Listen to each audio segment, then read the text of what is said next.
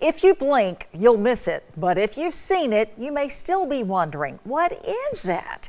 A giant concrete awning, imposing and a bit out of place because of where it stands, right off the causeway, just to the east of Five Rivers in Spanish Fort. News 5's Cherish Lombard uncovers the story behind this strange 1950s structure, straight from the people who lived through the hidden history of the lost resort.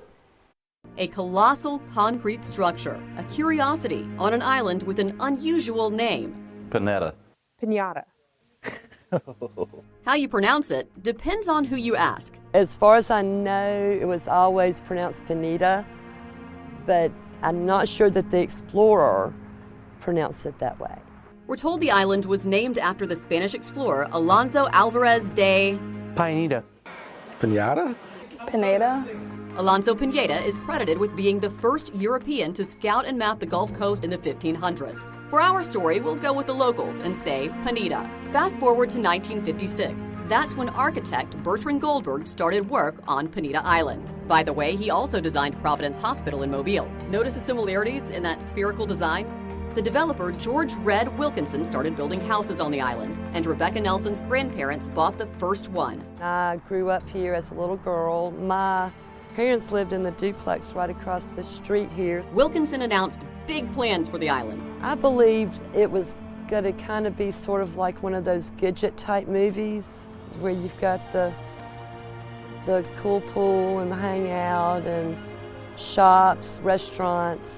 It all looks cool, right? For a little while, the part that was actually built was. But they had some sort of concessions and various things, and they had swim meets here. The Olympic-sized pool, when it was built, was supposed to be the largest, longest pool south of Nashville, and I believe it was. David Reynolds remembers driving from Mobile to use that pool. My brother and 2 or 3 other friends and me got together. We lived in Cottage Hill, and he said, "We're going to the Pineda pool." I said, "Let's go." He says he swam here several times before the pool closed. I mean, it's perfect. It had a high dive and a low one. We'd like to get on the high one, but when you dove off of that thing, it would hurt you.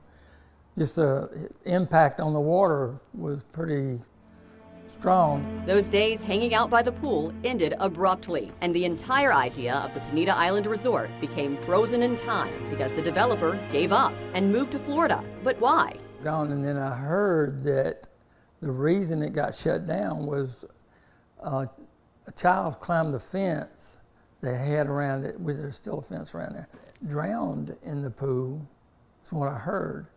There are also stories that the developer bit off more than he could chew and couldn't afford to see his vision through. Whatever the reason, Wilkinson gave Nelson's grandfather, D.V. Williams, the opportunity to purchase some of the houses and lots on the island with one stipulation. He included this in the sale. It was take it or leave it. After the sale of Pineda Island, this structure faded away, in a sense. Nature took over. Nelson remembers her grandparents working to clean it up. All of the grass that you see, all of the trees basically that you see, my granddad either seeded or planted. Many of the houses on Pineda Island are still owned by Nelson's family and used as rental properties. Eventually, they sold this section to a man who uses it to store equipment. Now you may be asking, why wasn't that ever torn down? Nelson says the cost would be astronomical. So the large concrete awning has been sitting silently since the 1950s, surviving hurricanes, flooding, and property transfers. The skeleton of the lost resort. A reminder of what might have been on this island with a strange name. Pineda. Pineda, I think. Pineda. In Spanish Fort with chief photojournalist Jason Garcia, I'm Cherish Lombard, WKRG News 5.